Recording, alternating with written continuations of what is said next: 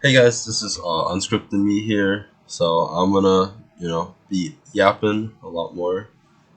This video essay is actually for my English assignment.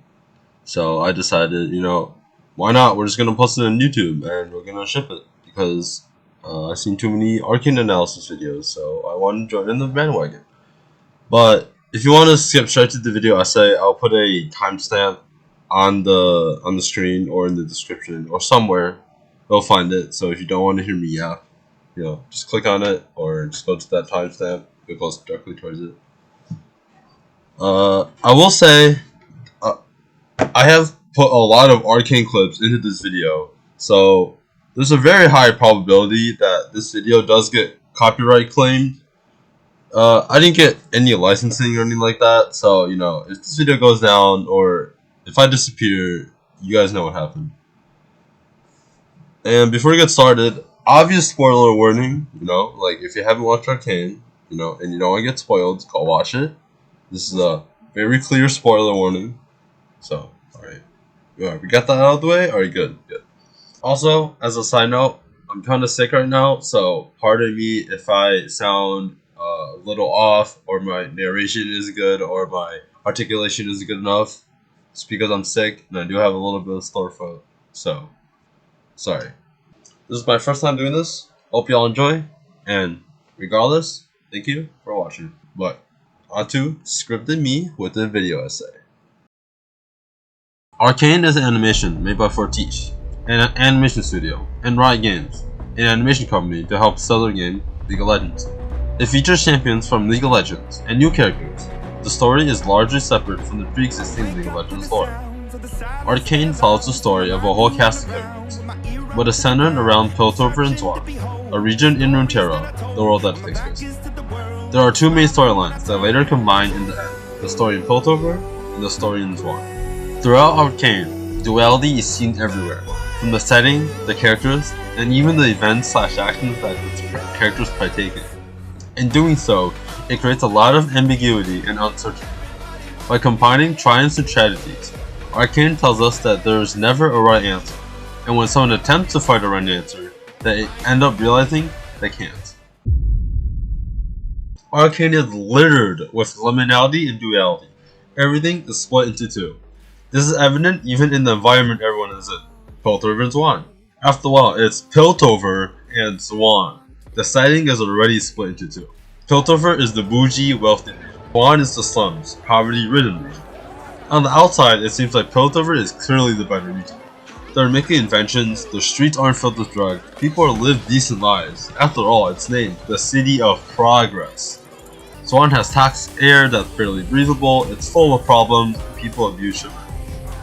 However, Piltover's success is largely at the expense of Zwan's downfall.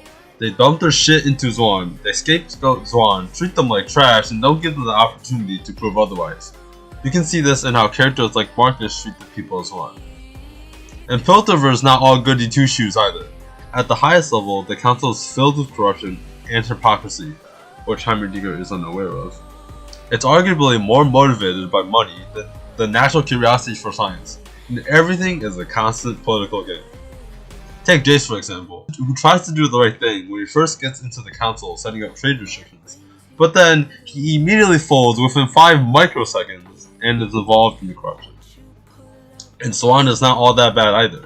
Here, more diverse things are allowed. In the red districts, sexuality can be explored, family bonds matter more, and arguably, race is more diverse. As a side note, Riot themselves said that they don't ever want racism to be a conflict in their world/storytelling, although it could be implied.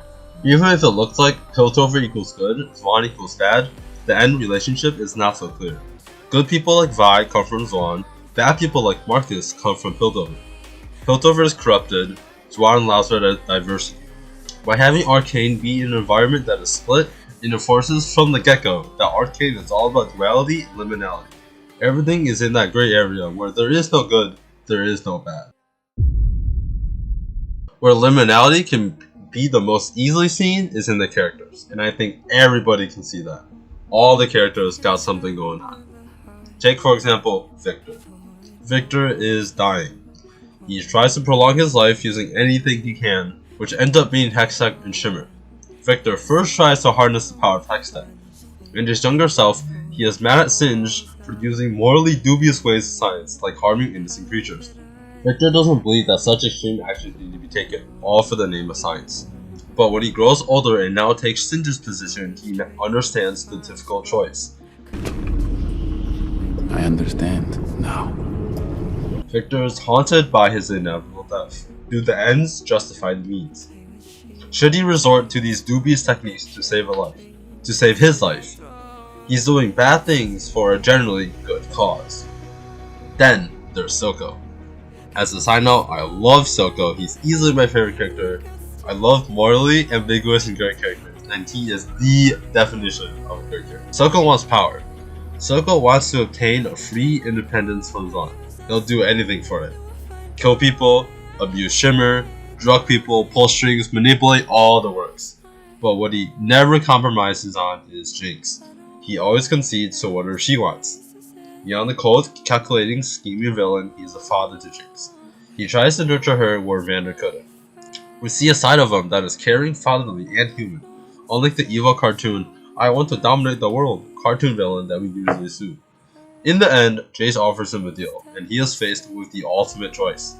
Independent Swan, which he has done everything imaginable for, or Jinx. Swan or Jinx.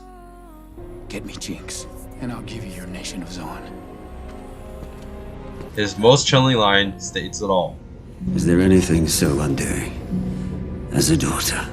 Silco finally realizes why Vander all those years ago gave up his same dream for his same daughter. In the end, he is unable to make the ultimate sacrifice. Silco concedes his lifelong dream for Jinx. He does all the bad, but the ultimate good. Finally, I'll talk about Heimerdinger. Heimerdinger is the old wise guy. He sees everything with scientific, and to an extent, childhood fascination. But he is also ignorant. He believes that Piltover is truly the city of progress. After all, look at all they have accomplished. He is stuck in the ways of the past. When Jason and Victor first invent/discover Hextech, Heimerdinger insists that with years of development, the technology can prosper. He insists on time for things to develop. But that's time the humans don't have, or Yodas do. His concern isn't without merit, however. He has seen the destruction that has been caused with this type of technology in the past, and he tries to warn others about it. But that leaves him stuck in the past. He is so ignorant, in fact, that he is unaware of the corruption within the council. Eventually, he is booted from the council, partially due to corruption, but also because he's the old dog who can't keep up. After he is booted, he goes to Swan to see the situation, and he realizes his ignorance. Everything is in shambles, everything is fucked. The council ignored his warnings, yet he has also ignored Swan. He is well-intentioned, but is ignorant of the present situation.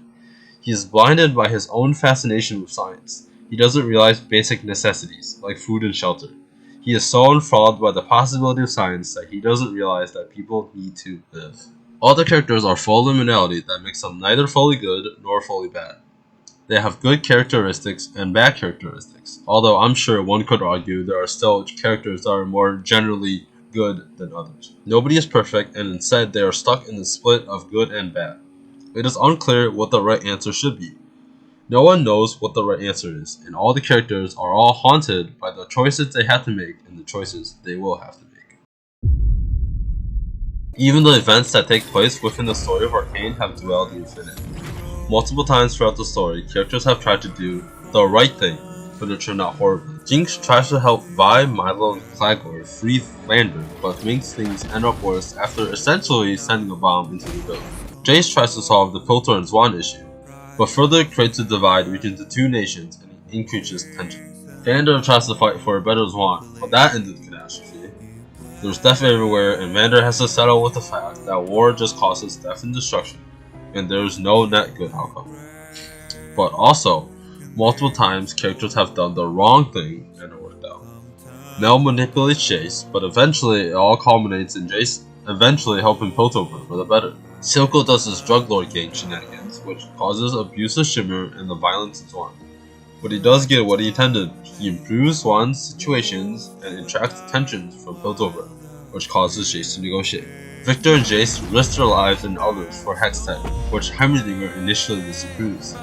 Later, it turned out to be good, and it's a big improvement for Piltover, and and Jace is crowned the Golden Boy for all his achievements. Additionally, in Arcane, there are a lot of good events that can easily be turned bad with a different perspective.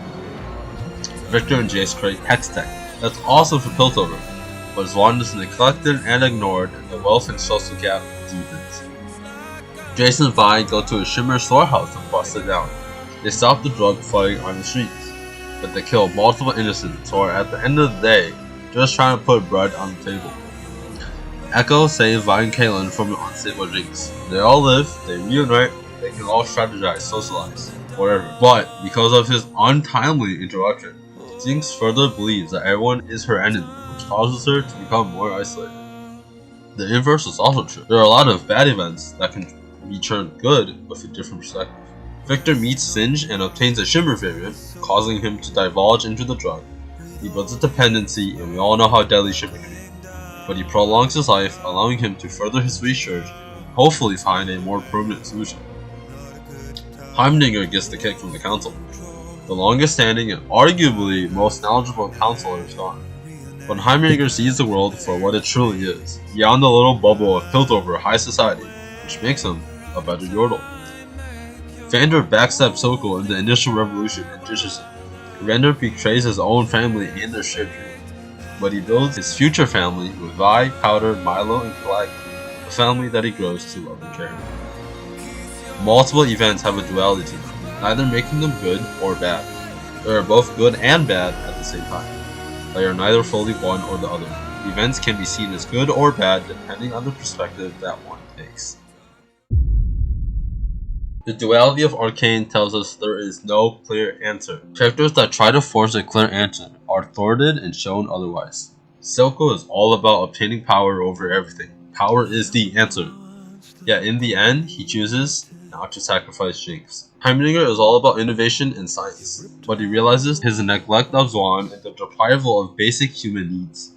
Vi is all about punching things to solve her problems. But her final goal, to reunite with Jinx, can't be solved by punching. Victor cares only for his work, the technology that he creates. But eventually, the technology outlasts him, and his health is in peril. Jace is all for the good, doing the right because it's right. But he is seduced into the political games, because it ultimately helps him accomplish more of his goals.